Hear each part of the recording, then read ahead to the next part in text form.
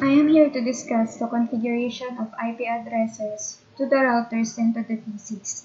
So first we need to put routers. So I will put four routers. Routers and then switches. 2 switches per router.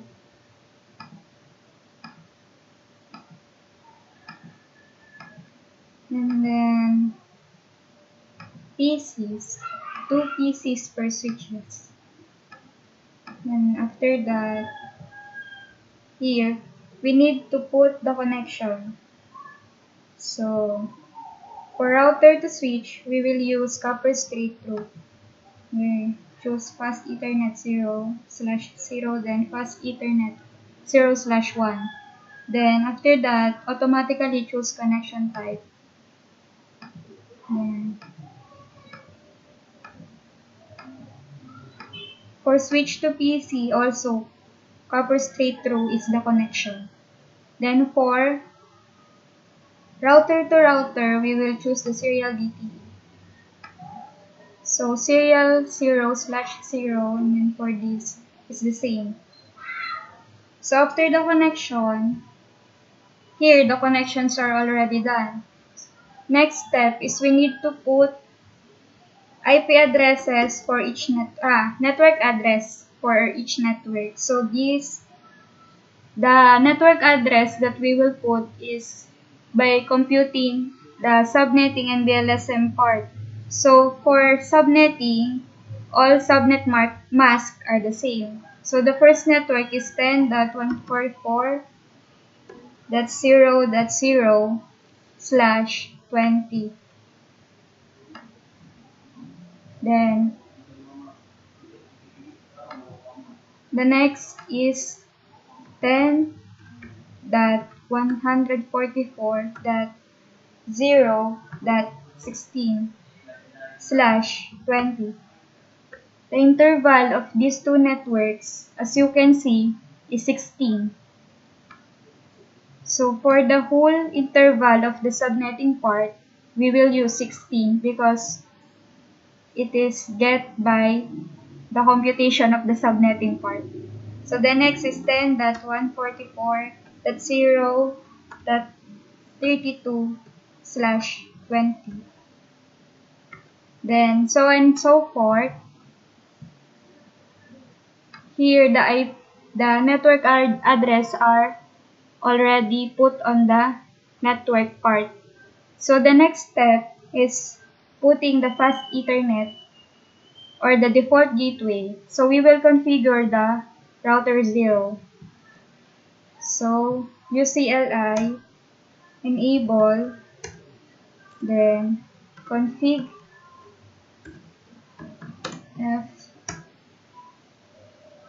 config T rather. It's configuration terminal. Config T. Then int F0/0.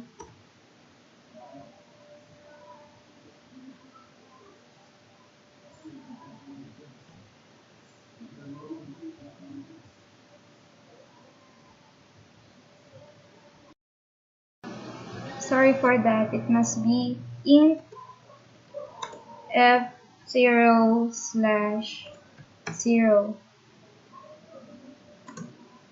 So here int F0/0.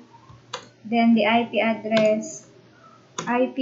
So we will use the last usable host address for the default gateway of int F0/0 or the fast Ethernet 0/0. So the last usable host address is 10.144.15.254. Then the subnet mask 255.255.240.0. And then no shot. And then next we will configure the fast Ethernet 0/1. So int F0/1. And then the IP address. IP add. We will use also the last usable default gateway. So the last usable default gateway of fast Ethernet 0/1 is 10.144.31.254 or so the subnet mask 255.255.240.0 and then no shot and then exit. So the next is the serial or the connection of router to router. So we will use also in S0/0/0 then the IP add. Also the last usable default gateway is 10.144.79.254. The subnet mask 255.255.240.0. Then no shot. Then exit. So that's it. We will also need to configure router 1, router 2, and router 3. Do what is done by the router 1. Then enable config key. And then in fast Ethernet 0/0. And then IP add. The last usable default gateway we will use. Then after all the configuration of the fast Ethernet and the serials, so we will configure next the PC. So just click the PC and then the desktop, the IP configuration, IP address, any of the usable host address of the network can be right or can be put on IP addresses of the PC. So here is for this network, for this PC, we will use the network 10.144.0.0/20. So let's put 10.144.0.1. That one is usable host address of the network. Then the subnet mask 255.255.240.0. And then the default gateway of the PC is the IP address or that we put on the fast Ethernet 0/0.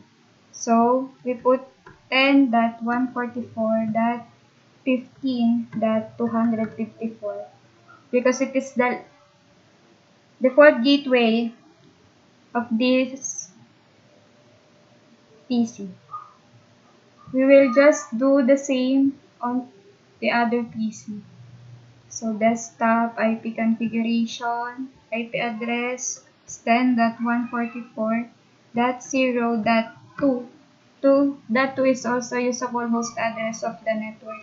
Then the subnet mask 255.255.240.0. And then the default gateway is also what you write on the fast Ethernet 0/0. And that is 10.144.15.254. And then for the next PC, the default gateway of this PC is the fast Ethernet 0/1. So the IP address of this PC is the usable host address of the network 10.144.16.0. So the usable host address is 10.144.16.1. Then the subnet mask 255.255.240.0 and then the default gateway 10.144.31.254. And then do also on the PC3. So usable host address 10.144.16.2 subnet mask /20 255.240.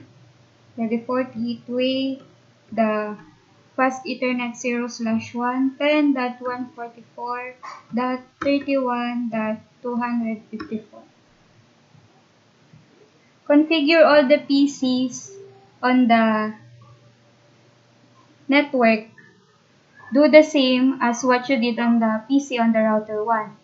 Then after that, we will proceed on the static routing. Static routing is the routing of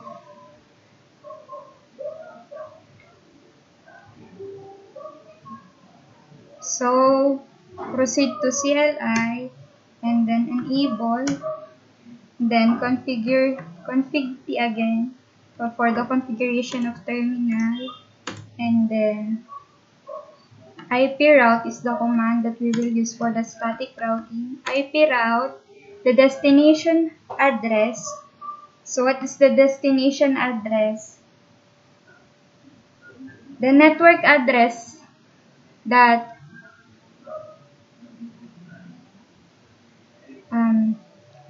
yung IP route. So, ang una natin ilalagay sa IP route is yung network address ng destination.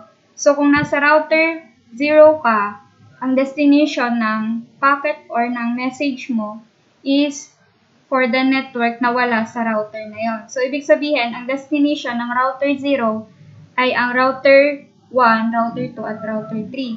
So, lahat ng network na nandun sa router na yon, yun yung ilalagay natin sa IP route ng router 0. So, for the IP route, the destination is the 10.144.32.0, and then we will put also the subnet mask, which is 255.240.0.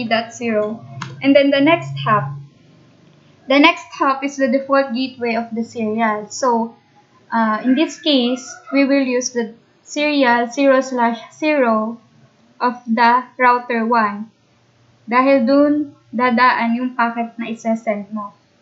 So, ang next hop na ilalagay natin ay ang default gateway or ang inilagay natin sa serial 0/0.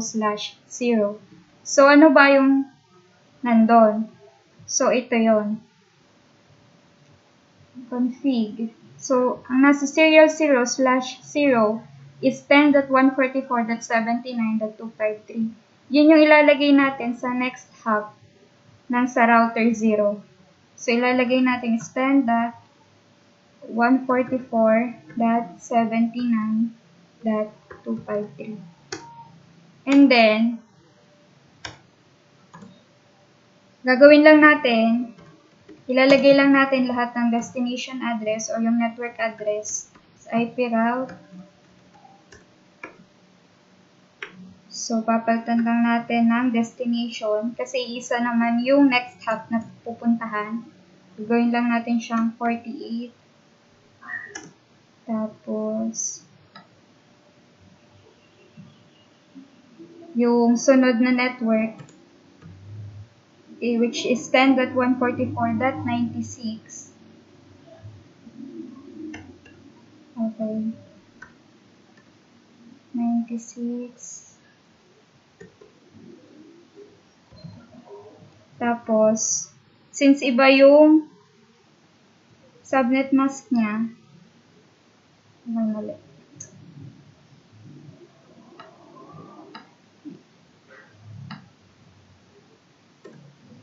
Router, config T,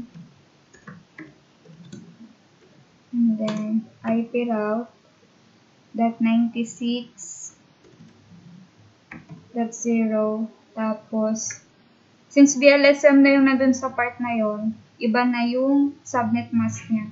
So, ang subnet mask na ay /26.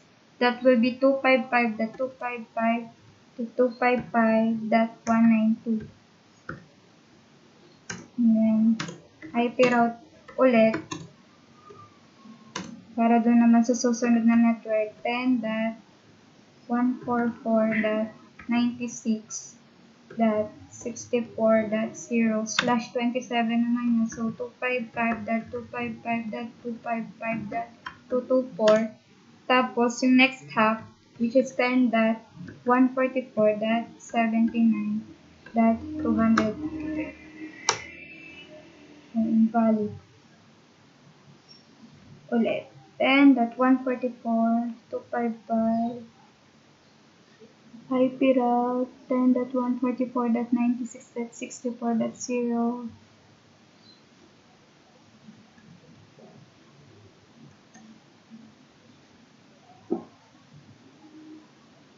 Oh, it should be 10.144.96.64 lang. Wala na yung 0. May dot pa din. Yan. Tapos yung sunod, which is 10.144.96.96/28 naman. Kaya magiging 240. Tapos yung sunod na network, which is 144.96.112. Pagtan lang natin ito ng 112. Tapos, /29, that would be 248. Yan. Tapos mo nang i-static route yung sa router 0. Sunod naman yung sa router 1. Gagawin mo lang din kung anong ginawa mo pag static routing na ginawa sa router 0. So, ang kaibahan lang, pag nasa router 0 ka, at saka kapag nasa router 3, isang next hop lang ang gagamitin. Pero kapag nasa router 2, router 1, tapos router 3, gagamitin mo dalawang next hop. For example, configure, that's static. So here, 10.144. Ang ginamit na next hop ay yung 10.144.79.254. Tapos, dun sa patatlong static route, ang ginamit na is 10.144.96.121. Ibig sabihin lang nun, yung network na to, 10.144.0, nasa router 0 siya, dadaan siya sa, ang next stop na dadaanan niya is 10.144.79.254 na nandun sa serial 0/0 ng router 0. So, ito siya. Serial 0. Dito dadaan yung packet na nasa router 1. Sunod naman, dun sa static ulit, ito yung sunod na next hop, .121. Yung .121 ay galing sa serial 0/0 ng router 2. Kasi, ito yon. Dito dadaan yung packet na manggagaling sa router. So, ganun lang. Pag static routing, ilalagay mo lang yung network address, yung mask ng network add, tsaka yung next hop, or yung mga default gateway ng serial. Pag nalagay na lahat ng static routing, kailangan nating i-check kung tama yung ginawa natin. Pag nag-successful yung pagpapadala ng packet, ibig sabihin, na-configure natin ng tama yung mga IP address ng router tsaka ng PC. Try natin. So, failed. Isa pa.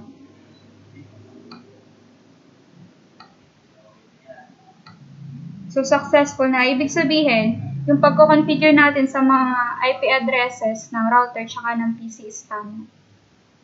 So, yun lang. At dito na nagtatapos yung configuration of IP addresses to the routers and PCs. Thank you.